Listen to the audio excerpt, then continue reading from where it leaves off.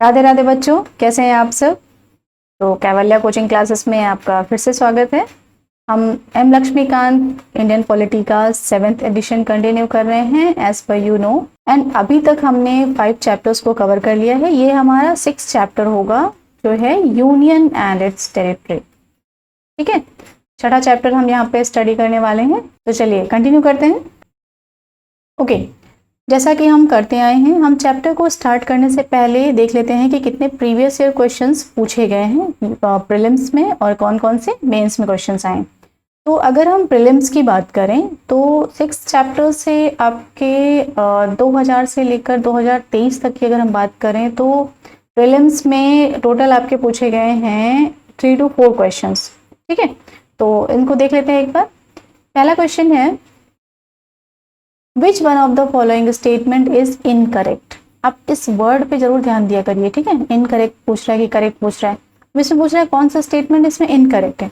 Statement दिए हैं, Goa attained full statehood in 1987, Diu is an island in the Gulf of Khambhat, Daman and Diu were separated from Goa by the 56th amendment of the constitution of India, Dadra and Nagar Haveli were found under French colonial rule till 1954। अब ये 4 statement हैं।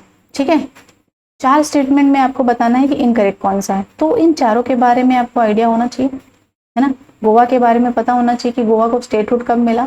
दीव जो है वो कहाँ पे है, gulf of खंबर में है, कहाँ पे है। दमन एंड दीव जो है वो गोवा से कब सेपरेट हुआ, किस अमेंडमेंट के थ्रू सेपरेट हुआ, आपको अमेंडमेंट्स के बारे में पता होना चाहिए। Dadra and Nagar Haveli French colony थी या ब्रिटिशर्स की कॉलोनी थी, किसकी कॉलोनी थी, उसके बारे में आपको पता होना चाहिए। तो इन सब की डिटेल आपको पता होनी चाहिए। ठीक है, तो आगे जो हम चैप्टर में पढ़ने वाले हैं वहां पर ये सारी चीजें कवर होनी चाहिए। ओके, तो ये पूछा गया आपका 2000 में, इस चीज को आप ध्यान में रखिएगा। चलिए नेक्स्ट क्वेश्चन है, if a new state of the Indian union is to be created which one of the following schedules of the constitution must be amended. इन्होंने बोला अगर मान लीजिए एक नया स्टेट क्रिएट करना है तो कौन सा शेड्यूल ऐसा होगा संविधान का जिसमें हमें अमेंडमेंट करना पड़ेगा। ठीक, 2001 में पूछा गया है ये प्रीलिम्स में। तो यहाँ पर आपको शेड्यूल्स के बारे में आइडिया होना चाहिए। शेड्यूल्स को ऑलरेडी हमने कवर कर रखा है बट यहाँ पर भी हम एक बार उसको देख लेंगे। ठीक है, जो यूनियन एंड इट्स टेरिटरी से लेकर रिलेटेड जो भी चीजें हैं, जो भी शेड्यूल्स होंगे उनको हम कवर करने वाले हैं। चलिए थर्ड क्वेश्चन इन्होंने 2003 में पूछा है, that which one of the following schedules of the Indian Constitution lists the name of state and specifies their territories। कौन सा ऐसा शेड्यूल है जिसमें स्टेट्स के नेम्स एंड उनकी टेरिटरीज के बारे में गिवन है। ठीक है, फर्स्ट, सेकंड, थर्ड या फोर्थ। ओके, तो ये सारी चीजें भी हम आगे कवर करने वाले हैं। फोर्थ जो क्वेश्चन है पूछा है, विच one of the following is the correct chronological order of the formation of the following state as full state of the Indian Union। Indian union के जो स्टेट्स हैं वो फुल स्टेट किस ऑर्डर में बने हैं, कौन सा स्टेट पहले फुल स्टेट बन गया। जैसे सिक्किम, अरुणाचल, नागालैंड, हरियाणा। अब यहाँ फुल स्टेट कहने का मतलब है जैसे पहले क्या था ना, कुछ यूटीज थी, है ना, उसके बाद उनको स्टेटहुड मिला। ओके, और कुछ ऐसे थे जो एक बड़ा स्टेट है उससे टूट टूट कर अलग स्टेट बने। तो सबकी एक हिस्ट्री है और इन सब चीज़ों को हम इस चैप्टर में कवर करने वाले हैं। तो यहाँ से आपको सिक्किम, अरुणाचल, नागालैंड, हरियाणा, है ना, इन सब के बारे में ना आइडिया होना चाहिए कि इनके साथ हुआ क्या था, ये कैसे स्टेटहुड पाए थे। ठीक है, तो ये जितने भी प्री के क्वेश्चंस हैं ये सारे हम इस चैप्टर को जब कवर करेंगे ना तो उन सब का आंसर हमें यहाँ से मिल जाएगा। ओके, तो अभी इनका हम आंसर नहीं बताने वाले, जैसे जैसे हम इसको कवर करते जाएंगे हमें इनके आंसर्स मिलते जाएंगे। ठीक है, चलिए अब मेंस की बात करते हैं। मेंस में क्या कोई क्वेश्चन पूछा गया है इस चैप्टर से? तो नो, नहीं। देखिए ये एनालिसिस करने का मतलब क्या है, अभी तक जितने भी क्वेश्चंस आए हैं मेंस में, जितने भी पेपर्स हुए हैं यूपीएससी के, उसमें से एक भी क्वेश्चंस इसमें से नहीं पूछा गया है मेंस में। तो आपको ये चैप्टर पढ़ते वक्त प्री ओरिएंटेड रहना चाहिए, है ना। आपको ये ध्यान रखना चाहिए कि क्वेश्चन यहाँ से प्री में पूछे जाते हैं, मेंस में नहीं। ठीक है, तो आप नॉलेज लीजिए लेकिन बहुत ज़्यादा पीएचडी करने की ज़रूरत नहीं है।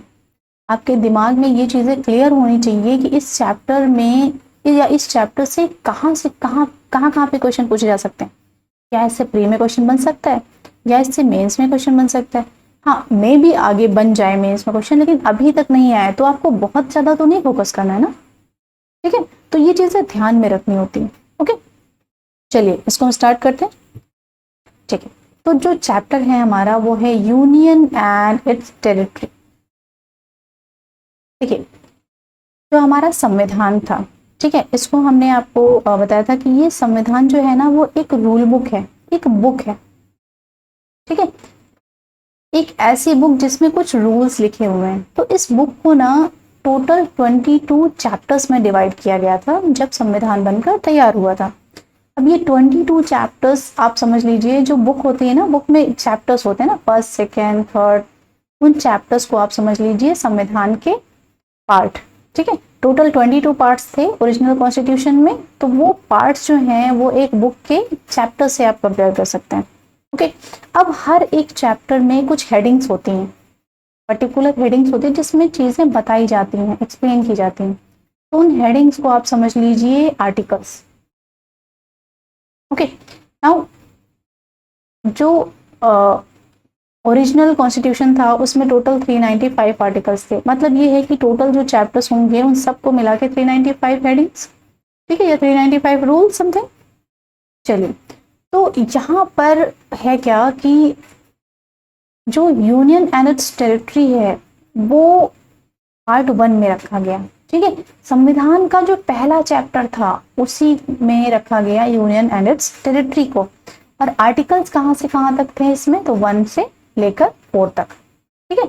Article 1 to 4 and part 1 deal करता है यूनियन एंड इट्स टेरिटरी से। ओके, चलिए अब देखिए सिंपल सी बात है यार कि संविधान कोई बना रहा है तो संविधान में सबसे पहली चीज कौन सी रखी जाएगी? सिटीजनशिप थोड़ी डाल देंगे, है ना। सबसे पहले ये तो बताओ कि यार इंडिया में है क्या क्या, इंडिया में कितने स्टेट्स हैं, कितनी यूटीज हैं, उनका एरिया कितना कितना है।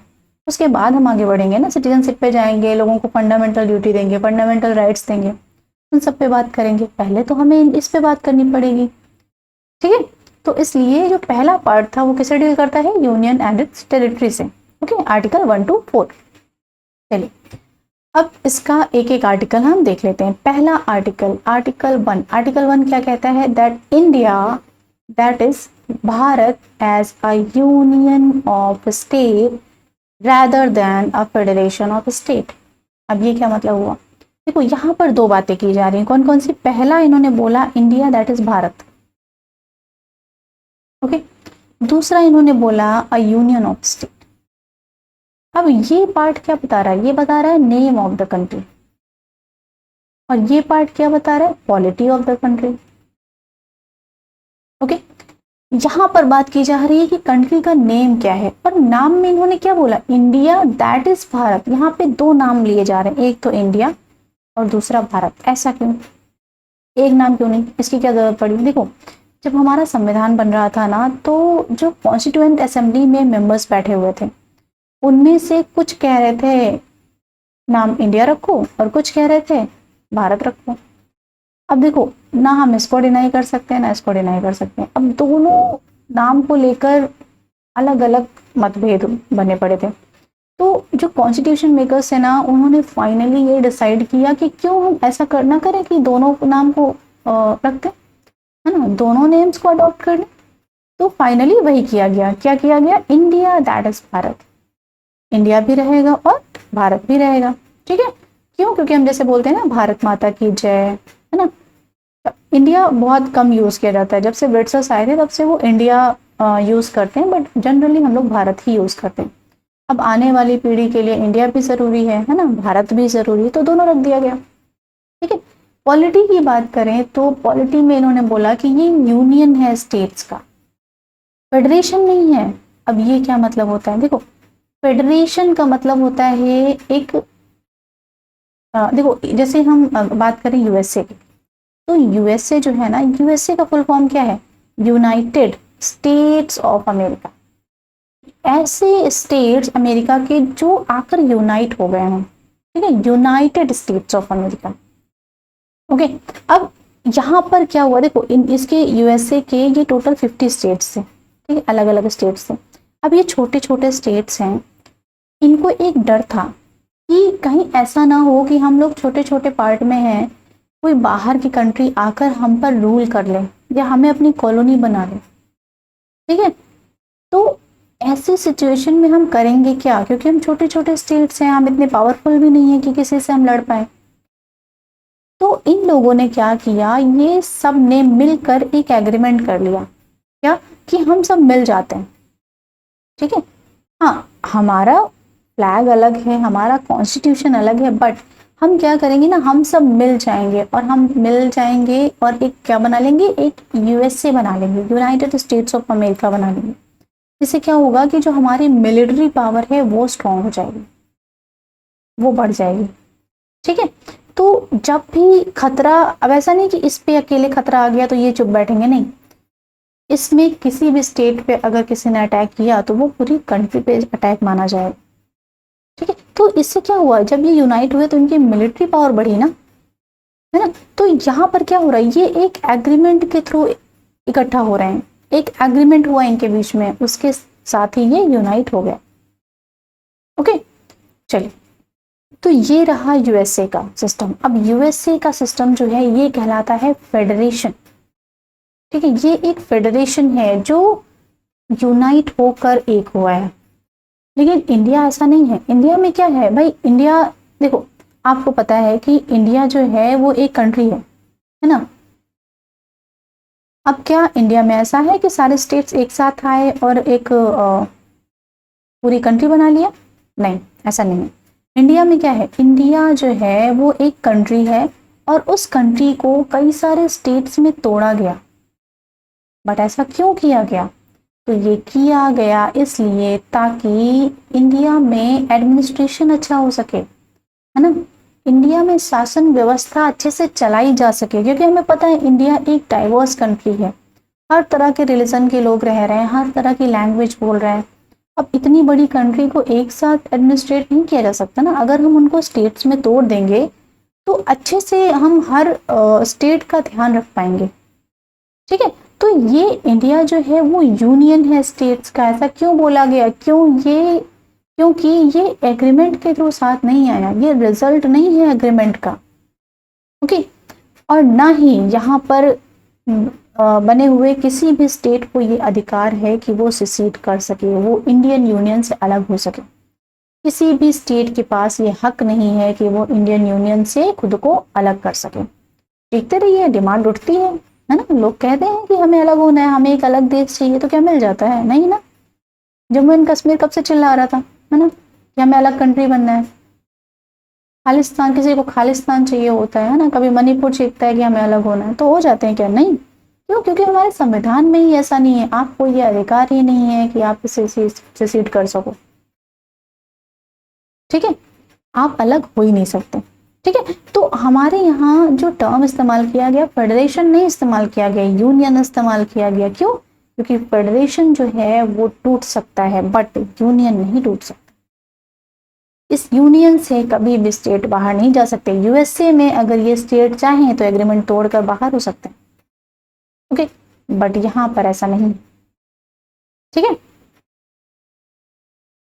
चलिए, अब according to article 1 territory of India क्या है? टेरिटरी ऑफ इंडिया का मतलब है 3 चीजें। पहला, देखो, अब अगर हम इंडिया की बात करें तो इंडिया में हम क्या क्या समझेंगे? इंडिया में स्टेट्स भी आएंगे, स्टेट की टेरिटरीज ना, राजस्थान हो गया, यूपी हो गया, एमपी हो गया, गुजरात हो गया, महाराष्ट्र हो गया, प्लस यूटीज भी तो आएंगी ना उसमें, यूनियन टेरिटरीज, है ना, जैसे दमन एंड दीव, दादरा नगर हवेली हो गया, जो अभी एक यूटी हो गया है। ठीक है, पुडुचेरी हो गया आपका, है ना, दिल्ली हो गया, चंडीगढ़ हो गया। तो ये सारी क्या है? यूटीज हैं, यूनियन टेरिटरीज हैं। ठीक है, जिनको डायरेक्ट सेंटर कंट्रोल करता है।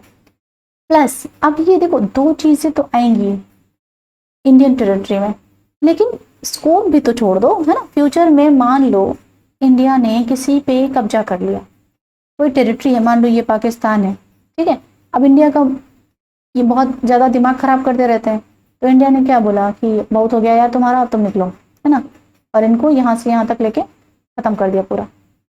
ठीक है, अब ये क्या हो गया, अब तो ये इंडिया का पार्ट हो गया, है ना। तो सोच के कितनी खुशी हो रही नहीं, अब तो ये इंडिया का पार्ट हो गया। तो ये स्कोप भी तो छोड़ना पड़ेगा ना कि टेरिटरी ऑफ इंडिया में इसको भी गिना जाए, तो वो कैसे होगा। इसीलिए बोला जाता है कि टेरिटरी ऑफ इंडिया में केवल दो चीजें नहीं आती, तीसरी चीज भी आती है। और तीसरी चीज वो कौन सी है? Territories that may be acquired by the government of India at any time। Indian government किसी भी टेरिटरी को अगर फ्यूचर में अक्वायर करती है तो वो भी किसका पार्ट होगा? वो पार्ट होगा टेरिटरी ऑफ इंडिया का। ठीक है, तो टेरिटरी ऑफ इंडिया में कौन कौन से पार्ट होंगे? एक तो टेरिटरीज ऑफ स्टेट, दूसरा यूनियन टेरिटरीज, और तीसरा होगा territories that may be acquired by the government of India. Okay, चलिए नाउ अब इंडिया क्योंकि एक सोवरेन स्टेट है, हमने प्रियम्बल वाले चैप्टर में देखा कि सोवरेन का मतलब क्या होता है। तो क्योंकि इंडिया सोवरेन है तो वो अक्वायर कर सकता है ना फॉरेन टेरिटरीज को, हमने ये भी देखा था, है ना।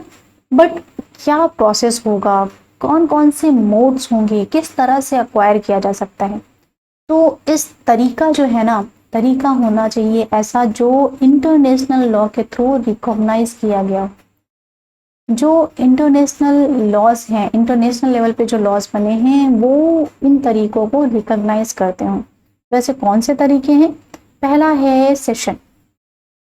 सेशन का मतलब होता है किसी के थ्रू किसी टेरिटरी पे अधिकार छोड़ देना। ठीक है, अपना अधिकार अगर कोई छोड़ देता है तो वो दूसरे की हो जाती है। जैसे अब इसमें आ जाएगा आपका ट्रीटी के थ्रू। जैसे मान लीजिए हमारी कंट्री का, इंडिया का पाकिस्तान के साथ एक ट्रीटी हो गई, ठीक है, एक संधि हो गई। उसके थ्रू पाकिस्तान ने क्या बोला कि मेरी कंट्री आज से आपकी हुई, है ना, ये मेरी कंट्री की कुछ टेरिटरी आज से आपकी हुई, तो वो ट्रीटी हुई ना।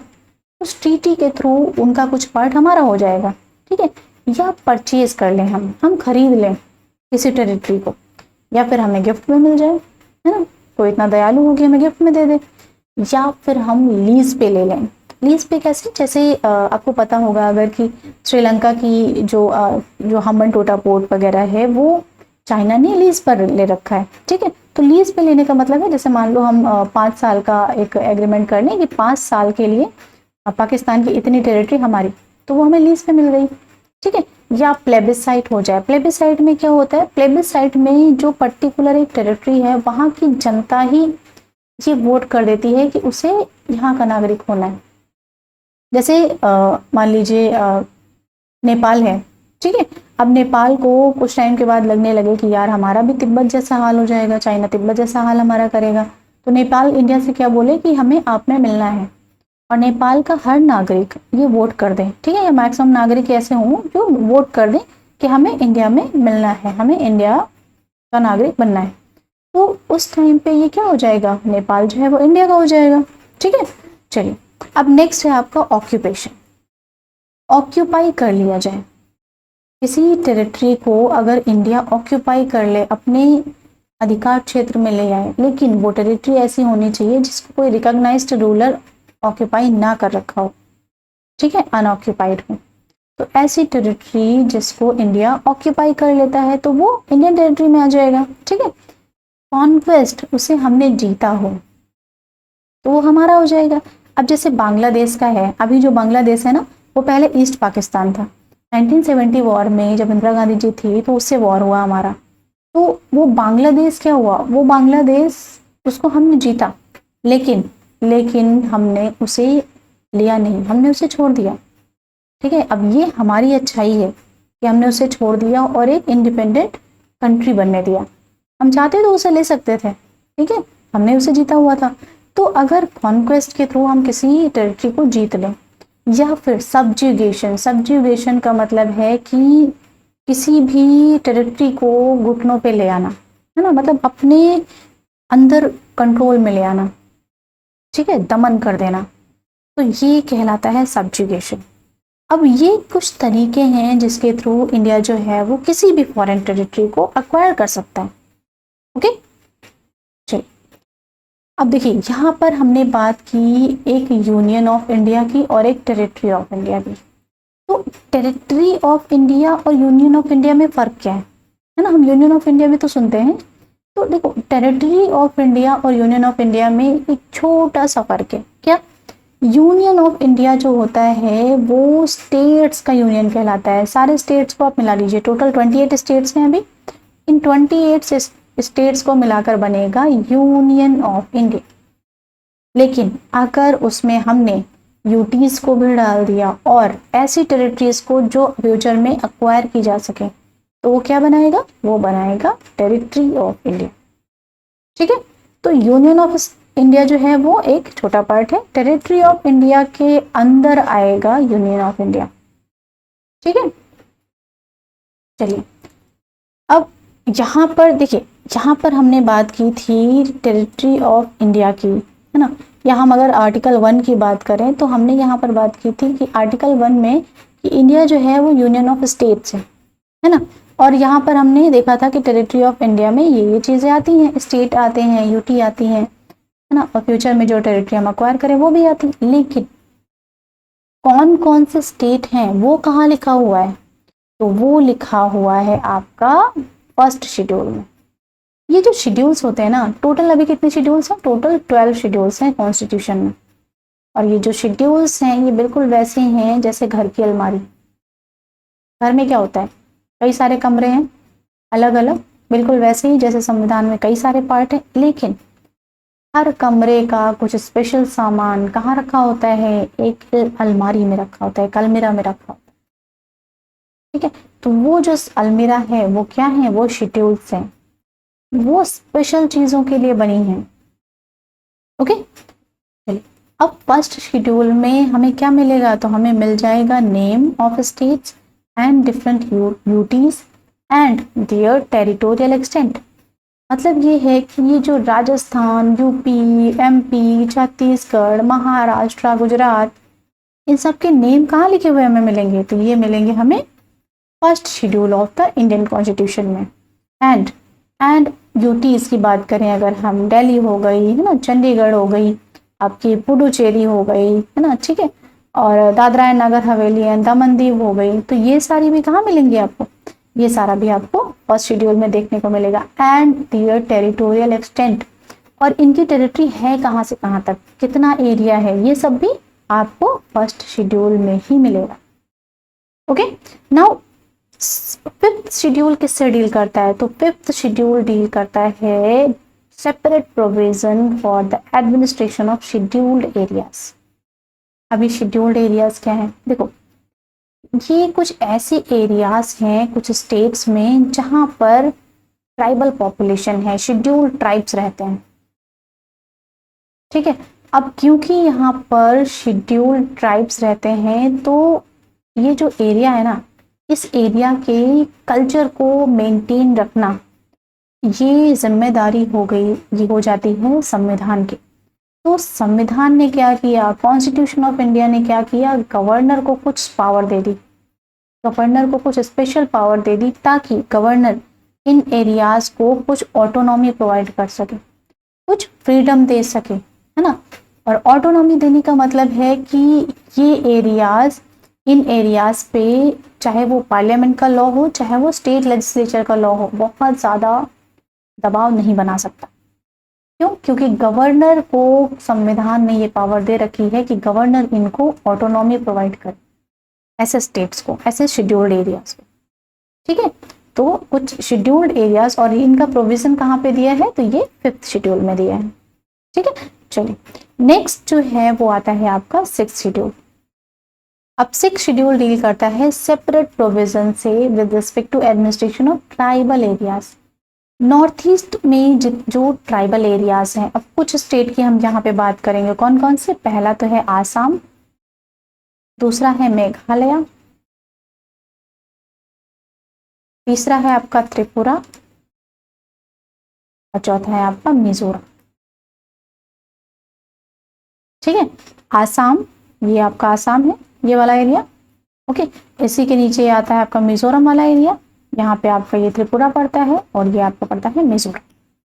ये नॉर्थ ईस्ट के 4 स्टेट, ये ऐसे स्टेट जिनमें जो ट्राइबल एरियाज हैं उनके लिए उनका एडमिनिस्ट्रेशन कैसे होगा, उसमें किस तरह की डिस्ट्रिक्ट काउंसिल बनाई जाएंगी या क्या बनाया जाएगा, उसके लिए एक सेपरेट प्रोविजन दिया हुआ है किसमें, सिक्स्थ शेड्यूल में। ठीक है। तो आप स्टेट याद रखिएगा कि 4 स्टेट्स हैं, बहुत ईजी है, कुछ है नहीं। ऊपर आसाम हो गया, उसके नीचे मेघालय हो गया और इधर त्रिपुरा मिजोरम हो गया, ठीक है। चलिए, अब आसाम में यहाँ पर 3 डिस्ट्रिक्ट्स की बात की गई है, नॉर्थ छाछर, कार्बी एंगलोंग एंड बोडोलैंड, ठीक है। ये हो गया आपका, और इधर यहाँ पे छाछर हो गया, ठीक। उसके बाद है आपका गारो खासी जैंतिया, ये मेघालय की हिल्स के बारे में है। मेघालय में 3 डिस्ट्रिक्ट्स के बारे में बात की जा रही है यहाँ पे। मिजोरम में आपका 3 डिस्ट्रिक्ट हैं, कौन कौन सी, चकमा, लाई एंड मारा। त्रिपुरा की बात करें तो Tripura tribal areas district, Tripura में एक डिस्ट्रिक्ट की बात कर रहे हैं यहाँ पे। तो 6th शेड्यूल में इन नॉर्थ ईस्ट के ट्राइबल एरियाज के बारे में प्रोविजन गिवन है, ठीक है। यहाँ भी वही चीजें हैं, गवर्नर को पावर दी जाती हैं ताकि इनको ऑटोनॉमस या ऑटोनॉमी प्रोवाइड की जा सके, ठीक है। गवर्नर इनको, इन डिस्ट्रिक्ट्स को ऑटोनॉमी प्रोवाइड करता है ताकि उस पर पार्लियामेंट या कोई स्टेट लेजिस्लेचर का लॉ बहुत ज्यादा दबाव ना बना सके, ठीक है। चलिए, अब नेक्स्ट आता है आपका पार्ट 21। टोटल पार्ट्स की बात करें तो ओरिजिनल कॉन्स्टिट्यूशन में टोटल आपके 22 पार्ट्स है ना। अभी ए एंड बी करके ऐड कर दिया गया है काफ़ी, तो अभी टोटल अगर बात करें तो 25 पार्ट्स हो गए हैं। पार्ट 21 जो है वो डील करता है कुछ स्पेशल प्रोविजन से जो कुछ स्टेट्स में एप्लीकेबल। जैसे आपको अगर पता होगा कि आर्टिकल 370 किससे डील करता था, जम्मू एंड कश्मीर से, है ना, जो अभी हटा दिया गया है। बट कुछ ऐसे भी स्टेट हैं जहां पर आर्टिकल 371 में कुछ स्पेशल प्रोविजंस दिए गए, ठीक है। तो अब उनका भी कुछ क्राइटेरिया होता है कि कौन कौन से स्टेट जो हैं वो स्पेशल कैटेगरी में रखे जाएंगे। अब जैसे वेस्ट बंगाल है आपका, बहुत ज़्यादा बोलता रहता है कि हमें भी चाहिए स्पेशल कैटेगरी स्टेटस, बट वो नहीं मिल रहा है ना, क्योंकि वो फुलफिल ही नहीं कर पा रहा है।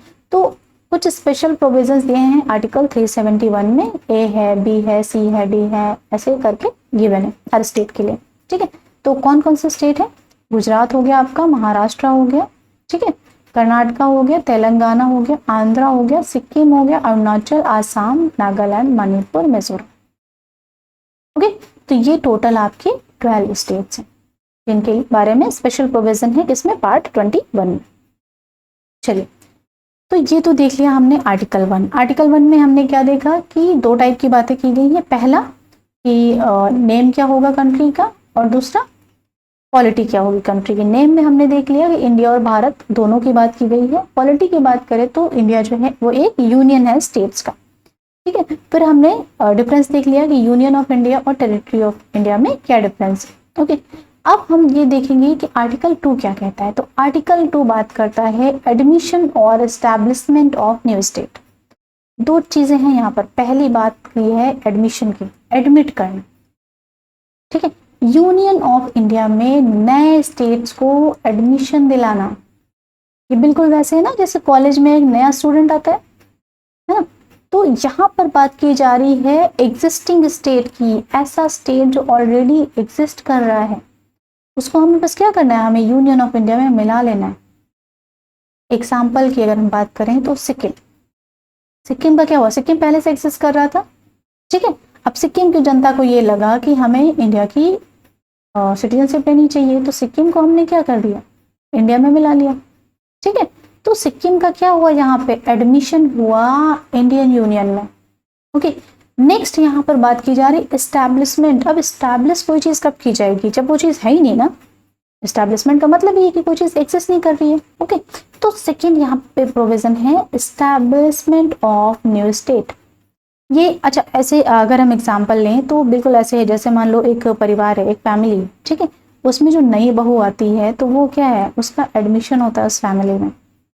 लेकिन उसमें जब एक नए बेबी का बर्थ होता है तो वो क्या है, वहाँ पर एस्टैब्लिशमेंट हो रहा है। वो बेबी एग्जिस्ट नहीं कर रहा था, उसका एस्टैब्लिशमेंट हुआ, वो नया है बिल्कुल, है ना। लेकिन वो जो बहू थी वो तो एग्जिस्ट कर रही थी ना, वो तो बस आई है आपके घर में। तो यहाँ पर क्या है, ये एडमिशन हो रहा है और ये एस्टैब्लिशमेंट हो रहा है, ठीक है। चलिए,